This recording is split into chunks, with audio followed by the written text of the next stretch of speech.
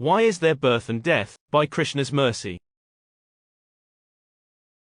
अप्रेयम इतस्त्व अन्या प्रकृति विद्धि में पराम जीव भूता महाबाहो ययेदं धार्यते जगत. Quote, besides this inferior nature, O mighty armed Arjuna, there is a superior energy of mind, which are all living entities who are struggling with material nature and are sustaining the universe. Lord Krishna, Bhagavad-gita, 7.5. Why do people have to die? Why does that inevitability manifest as soon as there is birth? I understand that people have been asking these questions dating back thousands of years. As far back into the past that we can conceive, for which we have recorded history, mankind has pondered this issue. I think it is worth complaining about. Look around. People are celebrating birthdays, anniversaries, acquisitions, upward mobility, and so forth. But why? Death will take everything away. These same people will lament the loss of a loved one. The departed will leave to another place. After a period of mourning, the same people will move on. They will be back to their old ways. It is as if visible death has not changed their outlook. For myself, I cannot be so blind. It takes only a single instance to wake me up. I want to know the reason. Why are we put into this situation? Why should we celebrate anything that has an expiration date? Why should we be happy about anything? I would like an answer. Anyone can shrug their shoulders. Any person can claim ignorance. There has to be an authority on the matter. What is their opinion? His Divine Grace A.C. Bhaktivedanta Swami Prabhupada explains that the root cause is contact with the inferior nature. With respect to analyzing the Supreme Personality of Godhead, there are two natures. We could also consider them to be energies, a superior and an inferior. We, the living beings, are actually the superior nature. We are in the category of the higher energy.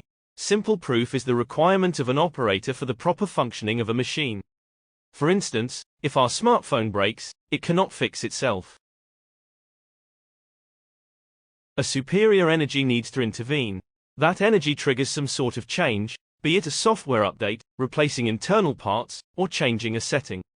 The phone can continue to operate after the intervention. It can do amazing things. At the end of the day, it is still only a phone. It is a collection of material elements. These are the inferior nature. To further break down the category, there are 5 gross elements and 3 subtle elements to this nature.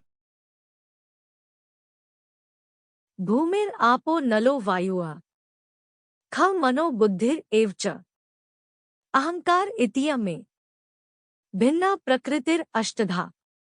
Quote, earth, water, fire, air, ether, mind, intelligence and false ego. Altogether these 8 comprise my separated material energies. Lord Krishna, Bhagavad-gita, 7.4. We suffer birth and death when coming in contact with these elements. If we put on a certain outfit, we have to suffer or enjoy under the conditions created by the contact. If the material of cotton does not suit me well, I will feel hot.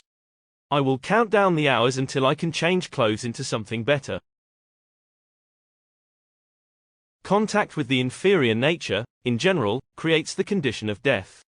Birth is the meeting. It is joining the superior energy with the inferior energy.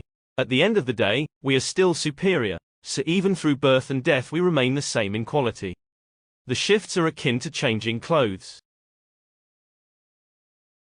वासांसि जीर्णानि यथा विहाय नवानि गृह्णाति नरो पराणि तथा शरीराणि विहाय जीर्णानि अन्यानि संयाति नवानि देहि.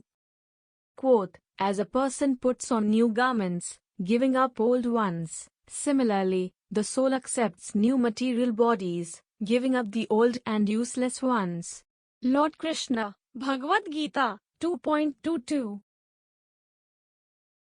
The avatara or the representative of the avatara comes to canvas for a return to the higher way of living. They reveal to us the difference between natures and how the source of deficiencies is contact with the inferior nature. That contact is a choice. The choice is measured through consciousness. Every activity has a final impact landing at the consciousness. This is the reason for translating Bhakti Yoga as Krishna consciousness. That change in consciousness is a shift in choice. It is choosing in favor of the higher nature. The living beings, who are of the higher category, should associate with others who are in the same category. God the person is the highest of all, as these distinctions between natures do not apply to him.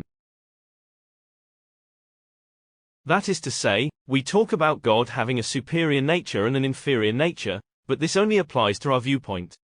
When we return to the original, spiritual consciousness, such designations no longer apply.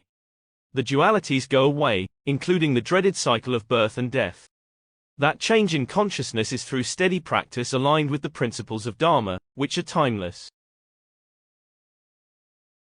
In closing,